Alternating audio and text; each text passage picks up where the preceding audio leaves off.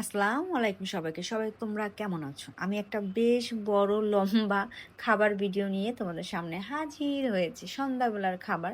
বাইরের একদমই না, সবটাই ঘরে বানানো। আলু সিদ্ধ করে তা দিয়ে সুন্দর করে মরিচ পেঁয়াজ দিয়ে মাখায়ে ছোট, ছোট চপের মতো করলাম। এটার জন্য আবার উপরে কোট দেওয়ার জন্য বেসনটাকে সুন্দর করে গোলায়া আম্মু পাশে রাখছে। আম্মু আমাকে অনেকটা হেল্প করছে।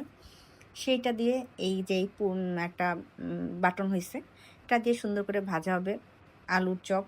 তারপর এখানে নিলাম পটল মহাশয়কে। পটলগুলো সুন্দর করে আঁচড়িয়ে উপরে একদম ছোলাটা ফেলাইনি, আঁচড়ানো দিয়ে দিচ্ছে। আঁচড়ানো দেওয়ার পরে একদম বটি দিয়ে বা কেচি কি বলে ছুরি দিয়ে সুন্দর মতো কেটে নিয়েছি। আর ভিতরে যে আঁটি সেটা ফেলে দিছি। কারণ ওইখানে দেব চিংড়ি মাছের পুর। চিংড়ি মাছটা ছোট, ছোট চিংড়ি মাছ, সেটা পেঁয়াজ-টিয়াজ দিয়ে সুন্দর করে ভুনা করলাম। এটা খেতে না অনেক মজা হয়েছে। আমি এমনিতে ট্রাই করছিলাম। যাই হোক, এবার পটলের গায়ে মানে পেটের মধ্যে এই চিংড়ি মাছের পুরটা ভরলাম। পুরটা ভরার পরে সুন্দর করে একটা ক্লিপ নিলাম তোমাদের জন্য, দেখেই মানে লোভ লাগছে। এটাকে সুন্দর করে একদম বেশি নেইনি, অল্পই নিয়েছি। তারপরে এদিকে আবার কি করলাম, বুট ছিল, বুটটাকে ভাজবো তেলে। বুটটাকে সুন্দর করে সিদ্ধ করে আলু-টালু সিদ্ধ করে পাশে রাখা হইছে। এটাকে তেলে ভেজে আম্মু আবার একটা বাটিতে উঠাইতেছে। একটা যে বুট ভাজার পর একটা যে ফ্লেভার গ্রান, একদম পেট মানে ভরে যায় সুন্দর করে।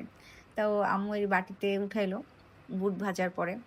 সুন্দর মতো একদম গরম, দেখছো ধোঁয়া উঠতেছে, গরম গরম বুট ভাজা। এমনি খালি খালি খেতেও কিন্তু বুট ভাজা ভালো লাগে।